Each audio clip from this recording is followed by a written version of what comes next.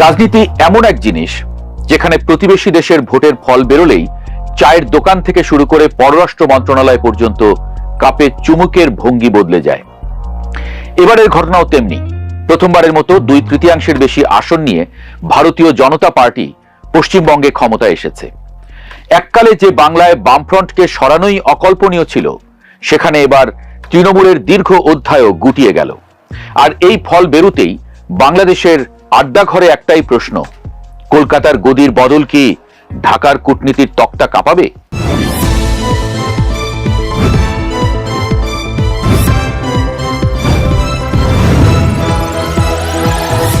প্রশ্নটি অকারণ নয়। নির্বাচনের ময়দানে বিজেপির বহু নেতা এমন সব কথা বলেছিলেন যেন মুসলমানদের হাতে ট্রেনের টিকিট ধরিয়ে বাংলাদেশ সীমান্তে নামিয়ে দেওয়াই বুঝি পরবর্তী প্রশাসনিক কর্তব্য। পুশিন শব্দটি হাওয়ায় ভেসেছে, আর বাংলাদেশের সীমান্তরক্ষীদের কপালে সঙ্গে সঙ্গে ভাঁজ পড়েছে। স্বরাষ্ট্রমন্ত্রী সালাউদ্দিন আহমদ ইতোমধ্যেই বিজিবিকে সতর্ক থাকার নির্দেশ দিয়েছেন। তবে তার নিজের কথাতেই খানিক আশ্বাসও আছে। সম্ভাবনা তিনি প্রবল দেখছেন না, কিন্তু যদি কিছু ঘটে যেন তা মোকাবেলা করা যায়। এখানেই কূটনীতির প্রথম পাঠ। ভোটের ময়দানের গর্জন আর রাষ্ট্রনীতির কাগজ এক জিনিস নয়। ঢাকা বিশ্ববিদ্যালয়ের আন্তর্জাতিক সম্পর্ক বিভাগের অধ্যাপক লাইলুফার ইয়াসমিন বলছেন, পররাষ্ট্রনীতি রাতারাতি বদলায় না। রাষ্ট্র যখন নিজের দীর্ঘমেয়াদী স্বার্থের হিসাব মেলায়, তখন নির্বাচনী বক্তৃতার উত্তাপ সেখানে খুব বেশি দিন টেকে না। তার কথায়, রাষ্ট্রের অভ্যন্তরে সাম্প্রদায়িক ঘটনার ক্ষেত্রে প্রচ্ছন্ন সমর্থন বা ভূমিকা থাকতে পারে বটে, কিন্তু পররাষ্ট্রনীতি অনেকটাই কেন্দ্রীয়ভাবে নির্ধারিত হয়। ফলে তিনি কোয়ালিটেটিভ পরিবর্তন দেখছেন না। কারণ শীর্ষ নেতৃত্বের মধ্যে যদি বোঝাপড়া থাকে, তবে আমূল পরিবর্তনের সম্ভাবনা ক্ষীণ। অন্যদিকে সাবেক কূটনীতিক মুন্সি ফয়েজ আহমদ একটু ভিন্ন সুরে কথা বলেন। তার মতে, বাংলাদেশের নতুন সরকারের সঙ্গে ভারতের সম্পর্ক এখনো পুরোপুরি স্থিতিশীলতার মাটিতে দাঁড়ায়নি। দুই দেশই সুসম্পর্কের ইঙ্গিত দিচ্ছে, কিন্তু কূটনীতির ইশারা আর কূটনীতির অঙ্গীকার এক নয়। উচ্চ পর্যায়ের সফর বিনিময় না হলে বোঝা যাবে না সম্পর্কের এই নতুন গদিতে পেরেক ঠিকমতো ঠোকা হয়েছে কিনা। এখানে এসে তিস্তার প্রসঙ্গ না তুললে বাংলার রাজনীতি যেমন অসম্পূর্ণ, তেমনি বাংলাদেশ ভারত সম্পর্কের গল্পও খণ্ডিত। বহুদিন ধরে ঝুলে থাকা তিস্তা পানি বন্টন চুক্তির জন্য এতদিন দিল্লি বড় আরামে কলকাতার দিকে আঙুল তুলেছে। বলা হয়েছে কেন্দ্র রাজি, কিন্তু পশ্চিমবঙ্গ রাজি নয়। মমতা বন্দ্যোপাধ্যায় ছিলেন যেন সেই একাকী দোষী, যার ঘাড়ে চুক্তির ব্যর্থতার বোঝা চাপিয়ে দিল্লি স্বস্তিতে ছিল। কিন্তু এবার সেই যুক্তির মাটি খানিক আলগা হয়েছে। কেন্দ্রেও বিজেপি, পশ্চিমবঙ্গেও বিজেপি। এখন আর কলকাতা মানছে না বলে দিল্লির কপাল মুছে নেওয়ার সুযোগ কম। লাইলুফার ইয়াসমিন বলছেন, মমতা বন্দ্যোপাধ্যায়কে দোষ দেওয়া রাজনৈতিকভাবে সহজ ছিল, কিন্তু তিস্তার সঙ্গে শুধু রাজ্য সরকারের নয়, কেন্দ্রের স্বার্থও জড়িত। কেন্দ্রের সমর্থন ছাড়া কোনো চুক্তিই সম্ভব নয়। তার ভাষায়, তিস্তা চুক্তির ব্যর্থতার জন্য এককভাবে মমতা দায়ী নন, পুরো কাঠামোটাই দায়ী। ফয়েজ আহমদ আবার খানিক আশাবাদী। তার মতে, এখন কেন্দ্র ও রাজ্যে একই দল ক্ষমতায় থাকায় সমস্যাটা আগের তুলনায় কমতে পারে। তিনি এমনকি ইতিবাচক অগ্রগতির সম্ভাবনাও দেখছেন। তবে তার শেষ কথা, এ সবই নির্ভর করবে দুই দেশের সামগ্রিক সম্পর্ক কতটা উন্নত হয় তার উপর। সীমান্তের কথায় আসা যাক। বাংলাদেশের সঙ্গে পশ্চিমবঙ্গের সীমান্ত 2216 কিলোমিটারেরও বেশি। পৃথিবীর পঞ্চম বৃহত্তম ভাগ করা সীমান্তগুলোর একটি। এমন দীর্ঘ সীমান্তে সামান্য রাজনৈতিক উত্তাপও বাতাসের মতো এপাশ ওপাশ করে। 24-এর গণ অভ্যুত্থানের পরে ভারত ও বাংলাদেশের অন্তর্বর্তী সরকারের সম্পর্কে টানাপোড়েন তৈরি হয়েছিল। তার প্রভাব পড়েছিল সীমান্ত নিরাপত্তা থেকে শুরু করে দ্বিপাক্ষিক নানা ক্ষেত্রে। বিশ্লেষকরা বলছেন, এখন বাংলাদেশে নির্বাচিত বিএনপি সরকার সীমান্ত নিরাপত্তা সহ সব বিষয়েই ভারতের সঙ্গে আলোচনায় ইতিবাচক। কিন্তু লাইলুফার ইয়াসমিন মনে করিয়ে দেন, একটি রাষ্ট্রের ফরেন পলিসি এক ধরনের গ্র্যান্ড ডিজাইন।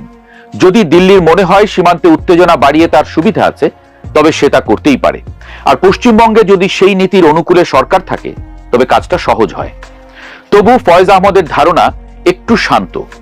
সাময়িক উত্তেজনা থাকলেও পশ্চিমবঙ্গে বিজেপি ক্ষমতায় যাওয়ার পরে সীমান্তের দুই পারে বড় রকমের নতুন গোলমালের সম্ভাবনা তিনি দেখছেন না। তবে সাম্প্রদায়িক উত্তেজনার প্রশ্নটি এত সহজে পাশ কাটিয়ে যাওয়া যায় না। বিজেপি শাসিত বিভিন্ন রাজ্যে অতীতে মুসলমানদের উপর নিপীড়নের খবর বহুবার এসেছে। বাংলাদেশও এ নিয়ে প্রতিবাদ জানিয়েছে। লাইলুফার ইয়াসমিন স্পষ্ট করে বলেন, এত বড় সীমান্ত ভাগ করা দুই দেশের ক্ষেত্রে এক দেশের ডোমেস্টিক অ্যাফেয়ার্স আর এক দেশের উপর প্রভাব ফেলবেই। সম্প্রতি জয়ের পর পশ্চিমবঙ্গে একটি মাংসের দোকান বুলডোজার দিয়ে ভেঙে দেওয়ার ঘটনায় 4 জনকে গ্রেপ্তার করা হয়েছে। এই দ্রুত পদক্ষেপকে ইয়াসমিন খানিক ইতিবাচক দৃষ্টিতে দেখছেন। তার মতে অন্তত এটুকু আশ্বাস মেলে যে প্রশাসন পুরোপুরি চোখ বুজে নেই। বাংলাদেশ সরকারের মনোভাবও এই সময়ে গুরুত্বপূর্ণ। 24-এর গণ অভ্যুত্থানের পর অন্তর্বর্তী সরকারের সময় ভারত বাংলাদেশ সম্পর্কে অবনতি হয়েছিল। আগরতলায় বাংলাদেশের সহকারী হাইকমিশনে হামলা, পতাকা পোড়ানো, ভারতের ভিসা বন্ধ, এসব ঘটনায় সম্পর্কের গায়ে যথেষ্ট আঁচ লেগেছিল। কিন্তু গত 12ই ফেব্রুয়ারির জাতীয় নির্বাচনের পরে দুই দেশই সম্পর্ক উন্নয়নের চেষ্টা করছে। তবু পশ্চিমবঙ্গের নির্বাচনী প্রচারে বিজেপি নেতাদের বাংলাদেশ সংক্রান্ত মন্তব্য নতুন শঙ্কা তৈরি করেছে। এর জবাবে বাংলাদেশের পররাষ্ট্র প্রতিমন্ত্রী শামা ওবায়েদ পরিষ্কার ভাষায় বলেছেন, পশ্চিমবঙ্গে যেই সরকারই আসুক, অমীমাংসিত বিষয়গুলোর সমাধানে বাংলাদেশের অবস্থান বদলাবে না। তার কথায় বিজেপি হোক বা অন্য কোনো দল, বাংলাদেশের সামনে পানির ইস্যু আছে, পুশব্যাকের ইস্যু আছে, আরো অনেক বিষয় আছে।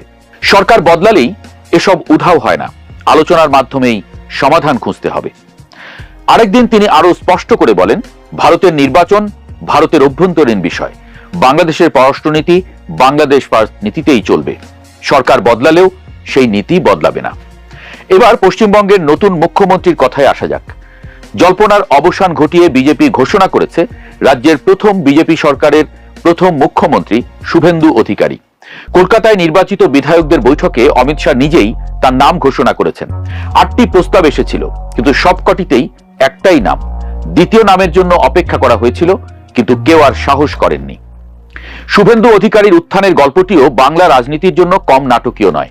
2011 সালে মমতা বন্দ্যোপাধ্যায়ের নেতৃত্বে বাম আমলের অবসানে তিনি ছিলেন গুরুত্বপূর্ণ মুখ। নন্দীগ্রাম আন্দোলনে তার সক্রিয় ভূমিকা তখন পরিবর্তনের স্লোগানকে জোর দিয়েছিল।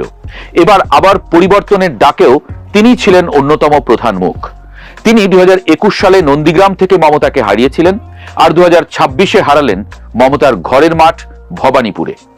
কেন্দ্রীয় নেতৃত্বের সঙ্গে তার যোগাযোগ, পশ্চিমবঙ্গে বিজেপির মুখ হিসেবে তার প্রতিষ্ঠা, বিরোধী দলনেতা হিসেবে গত কয়েক বছরে তার আক্রমণাত্মক ভূমিকা, সব মিলিয়ে তার মুখ্যমন্ত্রী হওয়া অনেকের কাছেই প্রত্যাশিত ছিল। তৃণমূল সরকারের বিরুদ্ধে দুর্নীতি, আইন শৃঙ্খলা, শিক্ষক নিয়োগে কেলেঙ্কারি থেকে শুরু করে প্রশাসনিক নানা ইস্যুতে ধারাবাহিক আন্দোলনের মুখ ছিলেন তিনি। শনিবার সকালে কলকাতার ব্রিগেড প্যারেড ময়দানে তিনি শপথ নিয়েছেন। নরেন্দ্র মোদী সহ বিজেপির শীর্ষ নেতৃত্ব সেখানে উপস্থিত ছিলেন। অন্যদিকে বিদায়ী মুখ্যমন্ত্রী মমতা বন্দ্যোপাধ্যায়ও নাটকীয়তা কম করেননি। সপ্তদশ বিধানসভার মেয়াদ শেষ হয়েছে, রাজ্যপাল RN রবি বিধানসভা ভেঙে দিয়েছেন। সাধারণত এই সময়ে বিদায়ী মুখ্যমন্ত্রী পদত্যাগপত্র দেন, কিন্তু মমতা আগেই জানিয়েছিলেন তিনি ইস্তফা দেবেন না, কারণ তার দল হারেনি। এখন প্রশ্নে ফিরে আসা যাক, পশ্চিমবঙ্গে ক্ষমতার বদল বাংলাদেশ ভারত সম্পর্কে কি প্রভাব ফেলবে? সোজা উত্তর হচ্ছে, রাতারাতি কোনো ভূমিকম্প হবে না। দিল্লির পররাষ্ট্রনীতি কলকাতার বিধানসভায় বসে লেখা হয় না। তিস্তার প্রশ্নে নতুন সম্ভাবনা তৈরি হয়েছে, সীমান্তে সতর্কতা বাড়বে, সাম্প্রদায়িক উত্তেজনা বাড়লে তার ঢেউ বাংলাদেশে লাগবেই। কিন্তু একই সঙ্গে এও সত্য, বাংলাদেশের সরকার প্রকাশ্যে জানিয়ে দিয়েছে, সরকার যেই হোক আলোচনা চলবে, বাংলাদেশ ফার্স্ট নীতিই থাকবে। অতএব পশ্চিমবঙ্গে ক্ষমতার বদল মানে এই নয় যে আগামীকাল সকালেই তিস্তার জল ঢাকা এসে হাজির হবে, কিংবা সীমান্তে হুড়মুড় করে মানুষ ঠেলে দেওয়া শুরু হবে। রাজনীতির আসল স্বভাব হচ্ছে নির্বাচনী মঞ্চে তলোয়ার দেখায়, তারপর সচিবালয়ে বসে ক্যালকুলেটর চালায়। কলকাতায় মুখ্যমন্ত্রী বদলেছে ঠিকই, কিন্তু ঢাকা আর দিল্লির সম্পর্ক এখনো মূলত নির্ধারিত হবে সেই পুরনো নিয়মে, স্বার্থ, সমঝোতা আর সুযোগের অঙ্কে। বাংলার মানুষ শুধু বসে বসে দেখবে গঙ্গার জল কোথায় যায় আর তিস্তার জল কবে আসে।